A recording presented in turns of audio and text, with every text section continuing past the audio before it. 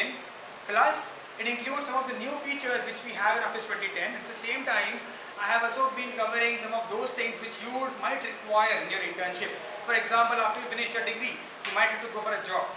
At that place, at your workplace, it is very much sure that you have to use Office, maybe Word, Excel or PowerPoint. Normally people use Word and Excel, and at some places Excel and PowerPoint, because Excel is for spreadsheets and PowerPoint for giving presentations. So if you become a presenter, you might want to use PowerPoint. At that time, you might have to use these things. Okay, so I'll start with the presentation on Office 2010. Here's the name of the presentation and my name and designation. Okay. Firstly, we'll see what's new in Office 2010.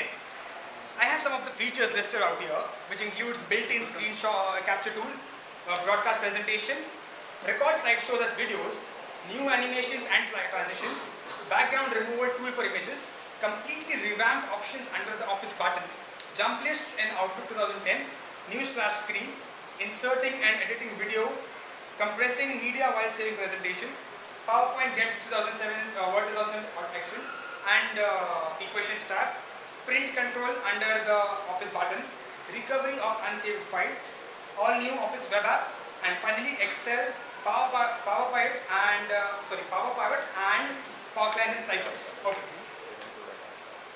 First, built-in screen capture tool. I would say capture what you want. Basically, you might want to actually use only some, for example, you are using Word or PowerPoint. While using Word or PowerPoint, you might want to capture a part of the screen. Okay, and while doing so, for example, let's say you have a family picture and in the Word file, you want to only include one person's picture. What will you do that time? You have to normally edit the picture and crop it. Okay, in this case, built-in screen capture tool will help you in such a way that you first click on the option. I'll show you the demo on this properly. The demo is out here. In this case, you simply have to click on something called as Open Screen Capture Tool.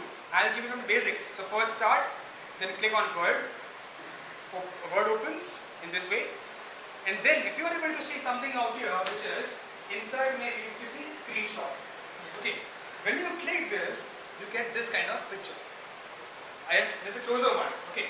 Here it is. So when you click on this, automatically Word will minimize. Okay, and it will give you a plus icon like your cursor. It will give you a plus icon which will help you select any part of the screen. So what I did, I simply moved the mouse to this location. I grabbed it from this place and till this place, and this location of my desktop got selected. Okay, now when I say next, this happens. Automatically only this thing will appear in my Word document, nothing else. This is called as screen capture tool. In the same way, let's assume I want to only select the taskbar of Windows 7. I can do that. I can click on screenshot and then select only that part of that taskbar which I want should appear here. And once I do that, automatically, once I release the mouse after selecting the thing, it opens this. This is called as screen capture tool in Windows, Office 2010, Word and PowerPoint.